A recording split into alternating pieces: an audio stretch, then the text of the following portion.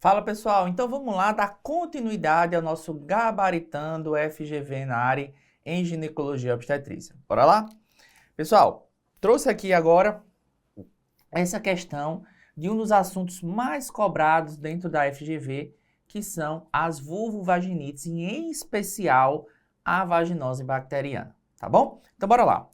Uma mulher de 32 anos procurou atendimento devido a um corrimento vaginal sem associação com sinais inflamatórios e com odor de peixe mais evidente quando está menstruada. Diante desse quadro, ao ser examinada pelo médico, a paciente apresentará. Minha gente, quadro típico da vaginose bacteriana. Pessoal, a vaginose bacteriana é uma disbiose, é um desequilíbrio do microambiente vaginal. E por causa disso, ela não se associa com sinais inflamatórios clínicos. Então, a gente não vai ter colpite, vermelhidão, dor, prurido, nada disso, tá certo?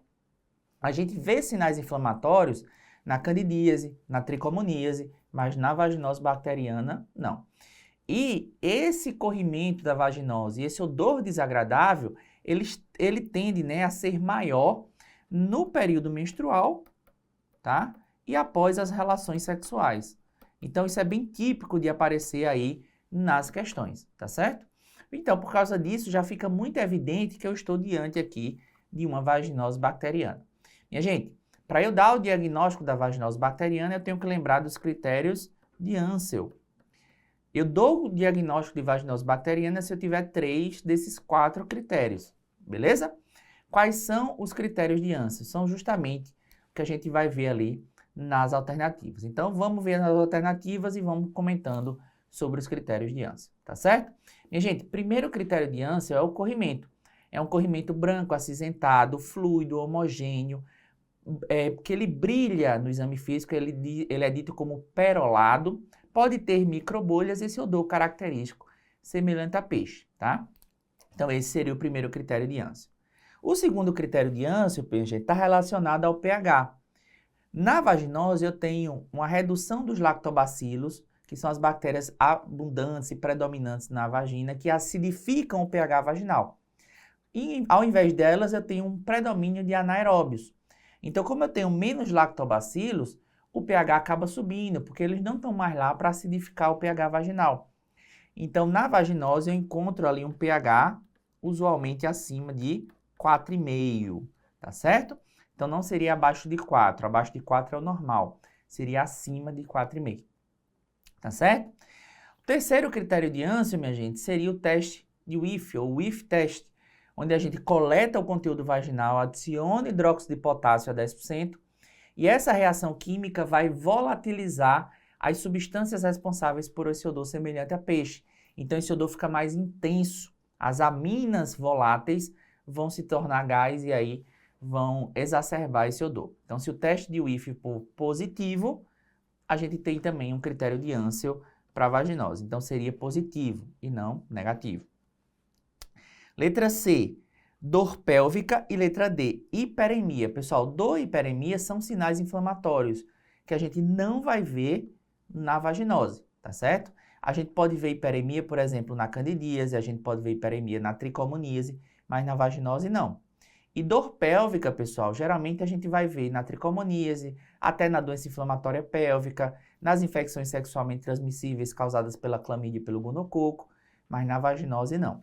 Então, a letra C e a letra D estão erradas. O último critério de Ansel, minha gente, seria a presença das clue cells, que são células epiteliais vaginais, todas recobertas, né, toda pintadinha, cheia de anaeróbio aderida às suas paredes, tá certo? Então, a presença das clue cells, sim, é um dos critérios de Ansel. Então, lembrando, critérios de Ansel, corrimento, pH, WIF test e clue cells, tá certo? Tendo 3 dos 4, a gente fecha o diagnóstico. Então, a resposta correta, letra E. E aí, pessoal, eu trouxe aqui para a gente discutir essa questão, que é uma questão muito interessante. Então, vamos lá. Ó. O paciente tem 20 anos e comparece à consulta ginecológica com queixa de dismenorreia que piorou no último ano. Então, é uma dismenorreia progressiva, associado com dispareunia, ou seja, dor durante a relação sexual, que acomete a pelve de forma profunda.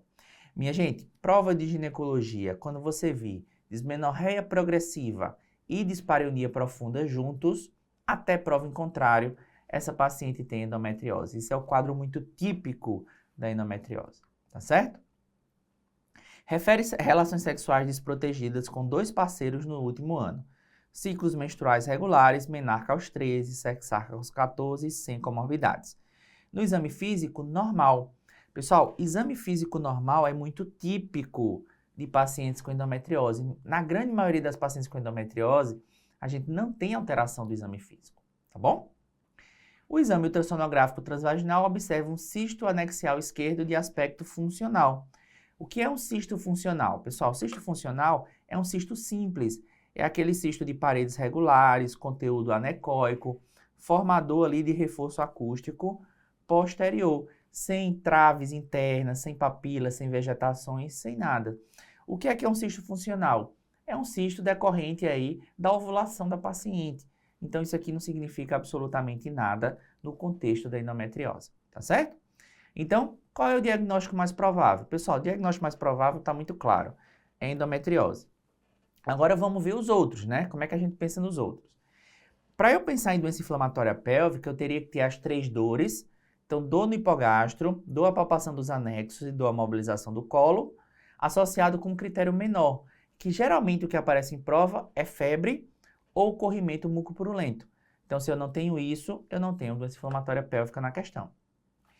Para eu pensar numa cervicite por clamídia, o quadro clínico será ou de uma secreção mucopurulenta saindo pelo colo, ou de um colo friável ao toque. Eu toco nele, ele começa a sangrar. Como eu não tenho isso, não vou pensar na cervicite por clamídia. Minha gente, a aderência pélvica pode dar dor pélvica de todas as formas possíveis. Então, pode dar dismenorreia, pode dar dispareunia, pode dar dor pélvica sem associação com o ciclo menstrual, mas não é o diagnóstico mais provável nesse contexto, tá? Principalmente numa paciente de 20 anos, que a questão não disse nem ainda que ela fez alguma cirurgia abdominal que possa causar essas aderências, ou que ela tem história de doença inflamatória pélvica que cause aderência. Então, eu não tenho vínculo epidemiológico para pensar em aderência pélvica, tá certo? Então, aqui está errado. E vulvodinha, pessoal, o que é vulvodinha? Vulvodinha é uma sensação, tá? Que a paciente tem na vulva de forma crônica, de ardência, tá? É uma sensação de dor inespecífica, uma sensação mais de dor relacionada com ardência, que acomete a vulva, às vezes até sem nenhum estímulo. Então, a paciente tem essa dor crônica, que é uma sensação de ardência, de forma inespecífica, tá certo? Isso é a vulvodinha, ok? Também não é o que está descrito ali no nosso caso clínico. Então, resposta correta, letra B de bola. Pessoal, outro assunto muito importante para a gente se preparar aí para a prova do ENARE são as lesões do colo uterino, tá certo? Então, vamos lá.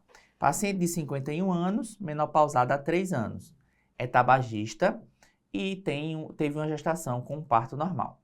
Pessoal, tabagismo é fator de risco para as doenças do colo uterino, tá certo? Porque reduz a imunidade local.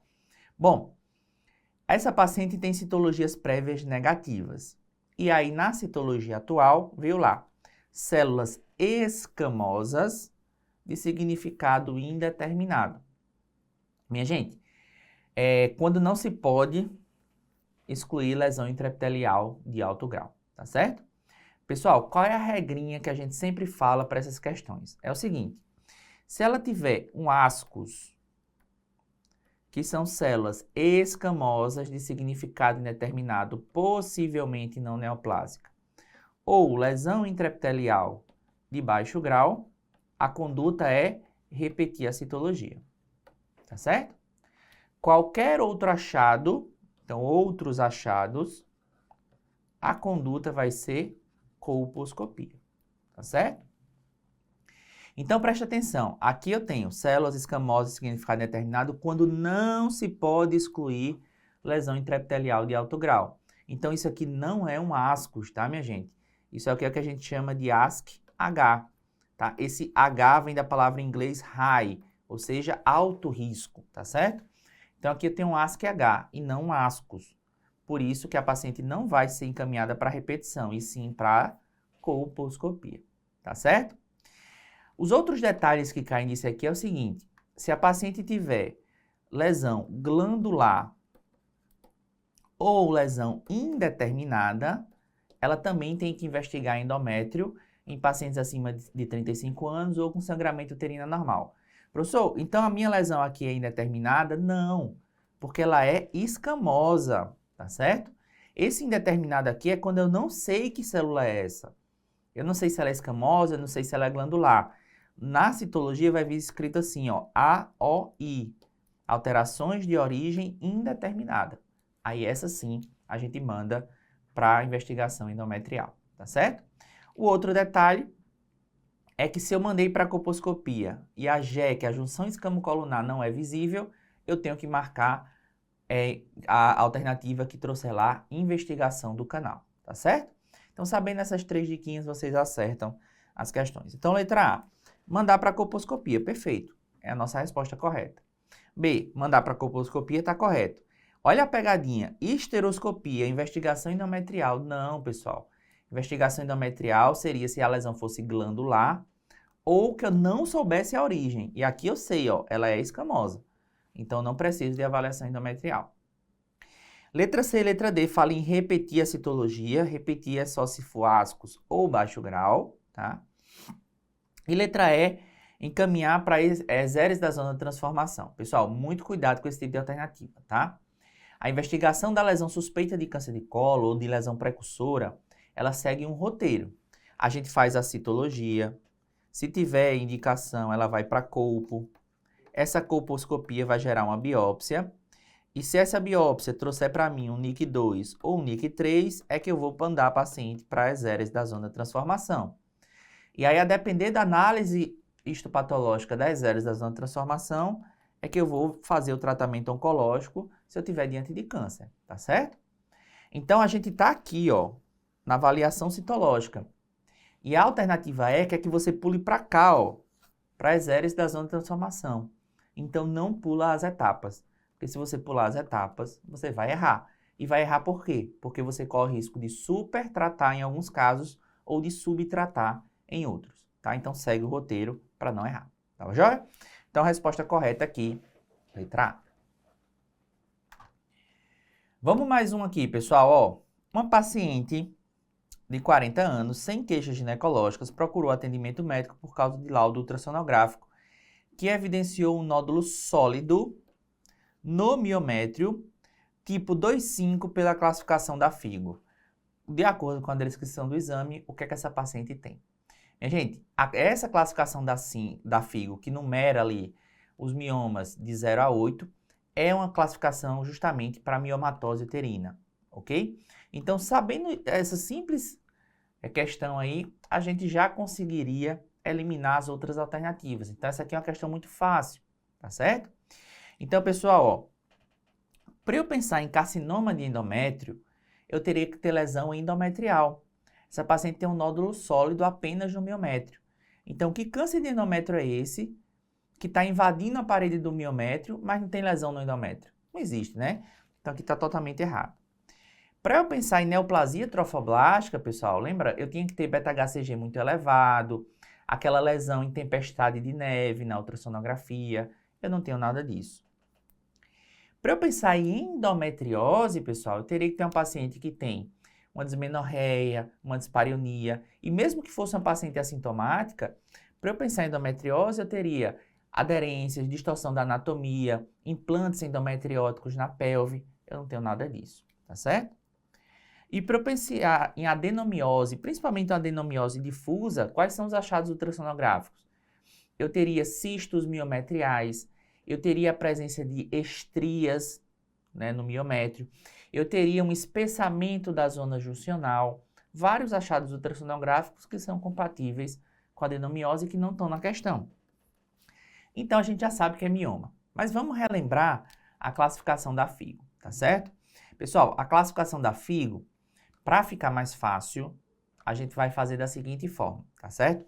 São 3 números para os miomas submucosos, 2 números para os miomas intramurais e 3 números por miomas subserosos. O último número é para outros tipos de mioma. Então, como é que a gente pensa para ficar fácil a memorização? Ó, começa dos submucosos. São 3 números, 0, 1 e 2, tá? Pessoal, mioma 0 é aquele submucoso pediculado. 1 é aquele que já está entrando no miométrio, mas mais de 50% dele ainda está submucoso. E o 2 é menos de 50% submucoso. Então, à medida que ele vai entrando em direção ao miométrio, o número vai aumentando, tá certo? Os miomas intramurais, pessoal, aí aqui a gente só tem 2 números, é o 3 e o 4. Pessoal, o 3 é aquele que é completamente intramural, mas ele toca no endométrio. E o 4 é o que é completamente intramural, mas não toca nem do endométrio, nem na serosa.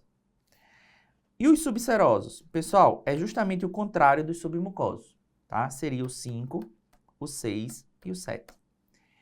O 5, pessoal, é aquele que é subseroso, mas mais de 50% dele ainda é intramural. Então, ele começou a sair, mas saiu pouquinho. O 6, aí ele já saiu mais, aí está mais de 50% para fora. E o 7 é o subseroso pediculado. E por fim, né, os outros tipos de miomas em outras localizações é o figo 8, tá certo? Então, pensa no mioma caminhando assim, ó, de dentro para fora, e aí o número vai aumentando, tá certo? O que é um mioma 2,5? É um mioma grande, que ele tem 2 classificações diferentes. Então, o 2 é aquele submucoso, onde menos de 50% dele está submucoso. A maior parte dele já é intramural. Mas lá do outro lado ele é 5. Ou seja, menos de 50% dele já saiu do útero. Então, é um mioma transmural, que atravessa o útero de um lado para o outro. Tá certo? Por isso que ele recebe 2 números na classificação. Então, resposta correta aqui, letra C de casa. Bom, pessoal, então vamos dar continuidade aqui com essa questão sobre fisiologia do ciclo menstrual. Pessoal, essa questão vai fazer um verdadeiro ou falso a respeito das fases do ciclo menstrual. Então, vamos relembrar aqui de forma bem simples para a gente não errar esse tipo de questão. Minha gente, o ciclo ovariano ele é dividido, tá, em fases. Então, primeiro, eu tenho a chamada fase folicular. Tá? Então, fase folicular. Como o nome já está dizendo, nessa fase eu vou ter o recrutamento dos folículos e a seleção do folículo dominante que vai ovular naquele ciclo. E para eu fazer isso, eu preciso do hormônio folículo estimulante. Não faz sentido? Beleza. Então, o FSH predomina nessa fase. Eu vou recrutar os folículos. Eu vou estimular eles. E um deles vai ser o folículo dominante, que vai produzir muito estrogênio em grandes quantidades. Quando esse estrogênio estiver sendo produzido em quantidades muito elevadas, eu tenho o estímulo para que a gente passe para a próxima fase. Qual é a próxima fase? É a fase ovulatória. Beleza? Então, na fase ovulatória, o que é que eu vou ter? Eu vou ter a ovulação. Eu vou ter a ejeção ali do meu ovócito lá para a tuba, que vai esperar para ver se o espermatozoide vai encontrar com ela, tá? Pessoal, a ovulação, ela ocorre quando a gente tem o pico de LH. Então, o pico de LH, induzido pela produção estrogênica em grande quantidade, é o marco, é o gatilho para que ocorra a ovulação. Passada a ovulação, a gente vai entrar na fase lútea, onde eu vou ter aí a presença do corpo lúteo, que é um órgão endócrino temporário da gestação, tá? Que ele vai produzir hormônios em grande quantidade, preparando essa paciente para uma possível gestação. Então, qual é o hormônio que prepara para a gestação? Que ele é a favor da gestação? É a progestação. Qual é esse hormônio? É a progesterona. Então, a progesterona é o hormônio que predomina na fase lútea, porque a mulher está esperando uma gravidez que, porventura, vai acontecer. Se essa gravidez não chegar, aí a gente vai ter a morte do corpo lúteo. O corpo lúteo tem um período de vida muito curto se não ocorrer gestação. Então, não ocorrendo gestação, o corpo lúteo morre. Quando ele morre, todos os hormônios aqui começam a cair. Quando os hormônios caem, a gente tem um feedback positivo para a hipófise, tá? Que vai reiniciar o ciclo novamente, tá? E aí a gente vai entrar na fase menstrual, onde vai haver a descamação endometrial e a menstruação que a gente já conhece, tá certo? Então, de forma resumida, essa é a fisiologia lá do ciclo menstrual. Agora vamos ver lá as alternativas. Então, primeiro, o início da fase folicular é caracterizado pela descamação do endométrio preparado no ciclo precedente. Então, eu preparei meu endométrio aqui para receber a gestação. A gestação não veio, tá certo? Se ela não veio, ocorreu a menstruação, que aí já começa a fase folicular do ciclo seguinte. Então, a primeira está correta. 2. A duração do corpo lúteo e da fase secretora é sempre fixa. E o que varia entre as diferentes mulheres é a fase folicular, que pode ser maior ou menor. Pessoal, perfeito. É muito importante esse conceito. A fase lútea, ela dura de forma fixa 14 dias. Então, a duração do ciclo menstrual, na verdade, é definida pela fase folicular. Se ela for mais longa, quando somar com os 14 dias, o ciclo é mais longo. Se ela for mais curta, quando somar com os 14 dias, o ciclo fica mais curto. Isso aqui está correto. E terceira, a produção hormonal predominante na fase folicular é a progesterona. Não, progesterona é progestação. Então, ela é da fase lútea e não da fase folicular. Então, aqui está errado, tá certo? Então, alternativa 1 e 2, resposta letra B de bola, tá bom? Pessoal, é esse nosso gabaritando. Espero que vocês tenham gostado. Até a próxima e forte abraço.